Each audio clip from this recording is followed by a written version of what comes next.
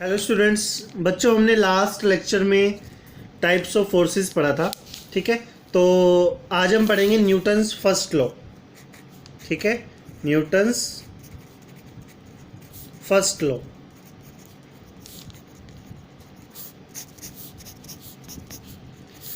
और हम ये काफ़ी टाइम से पढ़ते आ रहे हैं, हमने 9th क्लास में भी पढ़ा था। ठीक है, क्या होता है न्यूटन फर्स्ट लॉ? बहुत ही आसान सा कंसेप्ट है, ध्यान से सुनना।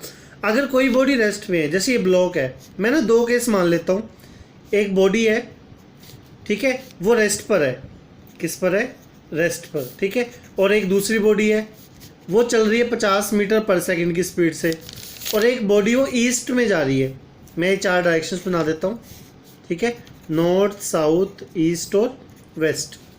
क्लियर? तो ये बॉडी ईस्ट में जा रही है। तो हम 3 चीज़ों की बात करते हैं। अगर ये बॉडी रेस्ट पर है, जब तक मैं इस पर कोई फोर्स नहीं लगाऊंगा, ठीक है, तो तब तक ये बॉडी रेस्ट में रहेगी।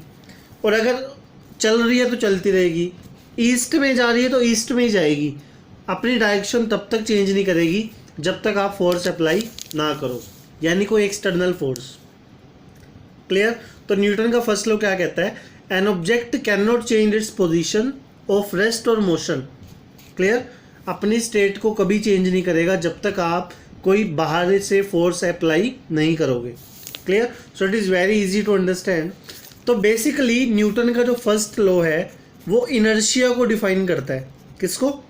इनर्शिया। क्लियर? इनर्शिया को समझना बहुत ही आसान है।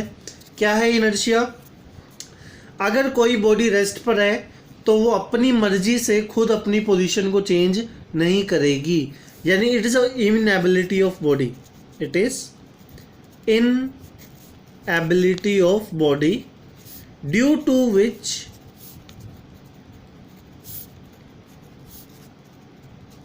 it can't change its state of rest or motion। ठीक है ना? और तो इनर्शिया बच्चों हमारे पास 3 तरह का इनर्शिया हो सकता है। ठीक है, ध्यान से देखना, बहुत ही आसान है ये। सबसे पहले है इनर्शिया ऑफ रेस्ट। ठीक है, दूसरा है इनर्शिया ऑफ मोशन। ठीक है, और बच्चों तीसरा है हमारे पास inertia of direction. Inertia of direction.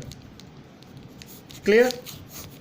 तो रेस्ट का, अगर कोई बॉडी रेस्ट पर है तो वो आप अपनी पोजीशन को कभी चेंज नहीं करेगी, रेस्ट पे रहेगी। इसका मैं एक एग्जांपल देता हूँ आपको। ठीक है, आप एक ट्रेन में हैं या एक बस में हैं। ठीक है, मान लीजिए सीट है और आप सीट पर बैठे हुए इस तरह से। ठीक है, तो और बस सडनली जो है एकदम से स्टार्ट होती है। ठीक है, तो आपकी बॉडी का जो अपर पार्ट है वो पीछे की तरफ जाता है, आपको एक बैकवर्ड फोर्स लगता है। ठीक है बच्चा, ऐसा किस लिए है? क्योंकि आपकी जो बॉडी का अपर पार्ट है वो बस के कांटेक्ट में नहीं है, और जो बॉडी का लोअर पार्ट है वो कांटेक्ट में है, तो वो तो मोशन में आ गया, लेकिन अपर पार्ट वो रेस्ट में ही है, इसलिए उसे बैकवर्ड पुल लगता है। क्लियर? ऐसे ही मोशन है, अगर कोई ऑब्जेक्ट चल रहा है तो उसको आप चलने से नहीं रोक सकते जब तक आप उस पर फोर्स अप्लाई ना करो। एक और एग्जाम्पल है इसका। मान लो एक मूविंग बस है। ठीक है, ये सीट है मान लो, और यहाँ पर आप आप खड़े हो मान लो बस में, और आपको पता है यहाँ पे हैंडल्स दिए होते हैं बस के पकड़ने के लिए। ठीक है, और आप इनको पकड़ के खड़े होते हो। मान लो आपने हैंडल नहीं पकड़ा हुआ और बस सडनली रुक जाती है, तो आपकी बॉडी का लोअर पार्ट जो कि बस के कांटेक्ट में है वो तो किस में आ गया? रेस्ट में आ गया, जबकि जो अपर पार्ट है बॉडी का वो अभी भी मोशन में ही है। ठीक है, तो वो आप आगे की तरफ गिरते हैं। तो ये है इनर्शिया ऑफ मोशन का एग्जाम्पल। और भी बड़े सारे होते हैं। आप मान लो एक बस है, आप चलती बस से कभी आपको हमेशा ये गाइड किया जाता है कि अगर चलती बस से नहीं उतरना चाहिए या चलती ट्रेन से हमें जंप नहीं करना चाहिए, क्योंकि उसकी स्पीड की वजह से हम आगे की तरफ गिरते हैं, जिसकी वजह से हमारा एक्सीडेंट हो सकता है। ठीक है, तो इस चीज़ का हमें ध्यान रखना चाहिए। उसके बाद है बच्चों हमारे पास इनर्शिया ऑफ डायरेक्शन। क्लियर? अब ये इनर्शिया ऑफ डायरेक्शन क्या है? अगर आप ईस्ट में जा रहे हो तो आप ईस्ट में ही जाते रहोगे। एक एग्जांपल देता हूँ मैं आपको। मान लो ये एक ऐसी स्ट्रेट रोड है और सडनली एक टर्न आता है ऐसे। ठीक है, और ये बस है हमारे पास, और बस में आप बैठे हो, आप अपने सफ़र को आराम से एंजॉय कर रहे हो, ठीक है।